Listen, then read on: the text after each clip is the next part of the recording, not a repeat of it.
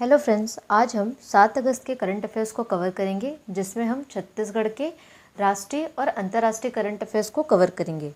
Start करते हैं। हाल ही में छत्तीसगढ़ सरकार द्वारा चौथा टाइगर रिजर्व बनाने का निर्णय लिया गया है और ये कहाँ पर है, तो कहाँ पे है, कौन सा है टाइगर रिजर्व जो चौथा बनेगा छत्तीसगढ़ में, वो है गुरु घासीदास तमोर पिंगला टाइगर रिजर्व। ठीक है, इसको अभी जो कैबिनेट की मीटिंग हुई थी उसमें ये महत्वपूर्ण निर्णय लिया गया है कि गुरु घासीदास और तमोर पिंगला टाइगर रिजर्व का निर्माण किया जाएगा, जो छत्तीसगढ़ का कौन सा टाइगर रिजर्व होगा, चौथा होगा। कैसे चौथा होगा, क्योंकि इससे पहले 3 टाइगर रिजर्व पहले से हैं। कौन कौन सा है, पहला कौन सा था, इंद्रावती, ठीक है, जो सबसे बड़ा टाइगर रिजर्व है। उसके बाद उदयंती सीता नदी और अचानकमार, ये तीनों 2009 में टाइगर रिजर्व बने हैं। इसके बाद गुरु घासीदास तमोर पिंगला, ये चौथे नंबर का होगा।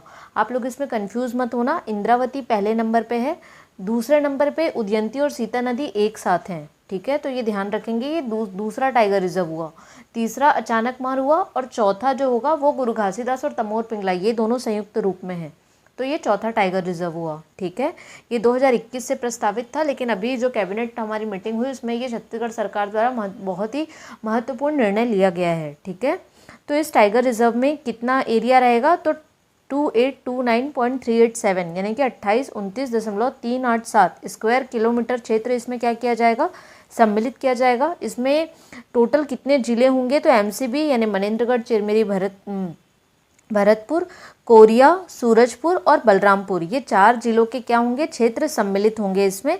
ठीक है, और इससे पहले मैंने जो आपको बताया कि 3 टाइगर रिजर्व पहले से हैं हमारे पास, इंद्रावती, उदयंती सीता नदी और अचानकमार। ठीक है, तो ये चौथे नंबर का बनेगा, जो कि बहुत ही इंपॉर्टेंट न्यूज़ है हमारे लिए। आगे बढ़ते हैं। छत्तीसगढ़ राज्य में राष्ट्रीय आयुष मिशन के तहत कितने आयुष ग्राम बनाए जाएंगे, तो कितने आयुष ग्राम बनाए जाएंगे, 146। ठीक है, ये इन आयुष ग्रामों की स्थापना की जाएगी। इनसे क्या होगा, आयुष ग्राम बनाने का क्या लाभ मिलेगा, तो उसका लाभ ये है कि इससे ग्रामीणों के स्वास्थ्य की रक्षा और उनको हमेशा आजीवन स्वस्थ बनाए रखने के लिए आयुर्वेद, योग और आयुष पद्धतियों के अनुसार उन्हें क्या किया जाएगा, शिक्षित किया जाएगा। ठीक है, कि कैसे अपना लाइफस्टाइल अच्छा रखना है, ये सब उसमें बताया जाएगा, अवेयरनेस फैलाई जाएगी। आगे बढ़ते हैं। भारत सरकार के रक्षा मंत्रालय द्वारा आयोजित डिफेंस कॉरेस्पॉन्डेंस कोर्स 2024 के लिए छत्तीसगढ़ से किनका चयन हुआ है, तो 2 युवा पत्रकार का चयन हुआ है छत्तीसगढ़ से। कौन कौन है, पहले प्रमोद कुमार साहू और दूसरे जो हैं वो हैं रजनी ठाकुर जी, दोनों का फोटो दिख रहा है इसमें। ठीक है, तो इनका चयन जो है वो रक्षा मंत्रालय द्वारा आयोजित डिफेंस कॉरेस्पॉन्डेंस कोर्स के लिए हुआ है छत्तीसगढ़ से। ये बहुत ही गर्व की बात है, तो इसे ध्यान रखना है। ठाड़ पानी जलप्रपात छत्तीसगढ़ के किस जिले में स्थित है, ठीक है, तो ये अभी हाल ही में न्यूज़पेपर में था। जितने भी न्यूज़पेपर में नए नए जलप्रपात के नाम आ रहे हैं उसको आप एक कॉपी में नोट करते चलिएगा, क्योंकि एग्जाम में इनसे रिलेटेड क्वेश्चंस आ जाते हैं और जो कि बहुत ही डिफ़िकल्ट हो जाते हैं कभी कभी, तो इसलिए उन पे ध्यान रखना बहुत ज़रूरी है। तो ये ठाड़ पानी जलप्रपात जो है ये कहाँ पे है, खैरागढ़ छुई खदान गंडई, बेसिकली ये छुई खदान जो ब्लॉक है वहाँ पे है, सरई पतेरा गाँव के पास। ठीक है, ठाड़ पानी यानी ठाड़ से ही संबंध, मतलब मीनिंग निकल रहा है उसका, ठाड़ यानी कि सीधा, तो वो 100 फीट ऊंची इसकी ऊंचाई है और एकदम तीरथगढ़ के जैसा, मतलब काफ़ी ऊंचाई से गिरता है, तो काफ़ी सुंदर, अभी बरसात के मौसम में बहुत ही सुंदर इसका लुक आ रहा है। ठीक है, अच्छा, एक क्वेश्चन मैं आप लोगों को और बताना चाहती हूँ कि कल मैंने एक क्वेश्चन कराया था कि रानी दरहा जलप्रपात का मैंने उसमें मेंशन कर दिया था, वो मिस्टेक हो गया था। जो कवर्धा में जलप्रपात है, कवर्धा में, वो कौन सा जलप्रपात है, रानी दहरा है। ठीक है, इसको ध्यान रखेंगे, मैं उसमें भी चेंज कर दूंगी। ठीक है, रानी दहरा। ठीक है, और जो रानी दरहा है वो कहाँ पे है, वो सुकमा में है, तो इसको ध्यान रखना है। रानी दहरा जो है वो कहाँ पे है, कवर्धा में है, और रानी दरहा जो है वो कहाँ है, सुकमा में है। ठीक है, तो ये इसको क्लियर कर लीजिएगा। आगे बढ़ते हैं। छत्तीसगढ़ के किस जिले में घर घर पुस्तक हर घर लाइब्रेरी योजना संचालित है, तो कौन से जिले में है, बीजापुर जिले में है। इसमें क्या किया जा रहा है, जिले वासियों को उनके मनपसंद की 10 किताबें दी जाएंगी। ठीक है, जिनसे वो अपना ज्ञान, अवेयरनेस ये सब बढ़ाएंगे, और इसमें स्पेशली उन बच्चों की हेल्प होगी जो पढ़ाई में बहुत ज़्यादा रुचि रखते हैं, और 9वीं से लेकर 11वीं तक के छात्रों को इसमें विशेष उनको क्या सुविधा प्रदान की जाएगी। ठीक है, तो इसे ध्यान रखना है।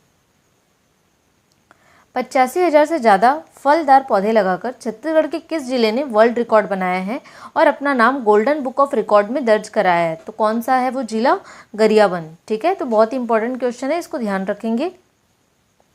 नेक्स्ट क्वेश्चन है, कौन सा राज्य एनीमिया मुक्त भारत रैंकिंग में प्रथम स्थान पर है? तो कौन सा राज्य है? वो हम ही हैं। तो ये बहुत ज़्यादा इंपॉर्टेंट क्वेश्चन है, एग्जाम में किसी न किसी एग्जाम में ज़रूर पूछा जाएगा, इसको स्टार मार्क करके रखिएगा, ठीक है, ध्यान रखना इसको। और एनीमिया को भी पढ़ लेना। एनीमिया किसकी कमी से होती है? ब्लड की कमी से होती है, हीमोग्लोबिन की कमी से, तो ये ध्यान रखना है ना इसको।